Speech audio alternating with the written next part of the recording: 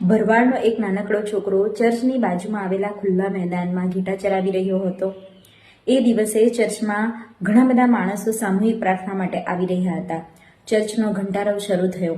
આટલા બધા માણસો એક સાથે સામૂહિક પ્રાર્થના કરશે એ વિચારથી આ બાળકને પણ પ્રાર્થના કરવાની તીવ્ર ઈચ્છા થઈ, પણ એને તો પ્રાર્થના કરતા આવડતી ન હતી. એ તો ઘૂંટણીએ પડી ગયો, બે હાથ જોડ્યા, આંખો બંધ કરીને એના એકડા ધોરણની અંદર શીખવામાં આવતા કક્કા બોલવાનું એણે શરૂ કરી દીધું. મોટેથી ક ખ ગ ઘ ચ બોલવાનું શરૂ કરી દીધું. એક માણસ ત્યાંથી પસાર થતો હતો. એને આ જોઈને નવાઈ લાગી. એણે આ બાળકને પૂછ્યું, એ છોકરા, આ શું કરી રહ્યો છે?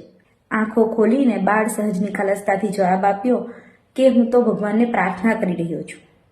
તું તો કક્કા બોલી રહ્યો છે, એવું કેમ? પેલા બાળકે બાળ સહજ નિખાલસથી આંખો ખોલી અને એને જવાબ આપ્યો કે મને પ્રાર્થના કરતા આવડતું નથી, એટલે હું કક્કા બોલી રહ્યો છું. મારે ભગવાનને જે કહેવાનું છે એ તો ભગવાન જાણે જ છે ને, અને એટલા માટે હું કક્કા બોલું છું. અને મારા કક્કામાંથી મારે જે કહેવાનું છે એ શબ્દોને શોધીને એને યોગ્ય જગ્યાએ ગોઠવીને ભગવાન સમજી લેશે. આટલું બોલી અને એ બાળક ફરીથી આંખો બંધ કરીને એના કક્કા બોલવાનું શરૂ કરી દીધું. બાળકને પ્રશ્ન પૂછનાર એ માણસ બે ક્ષણ ઊંડા વિચારમાં પડી ગયો.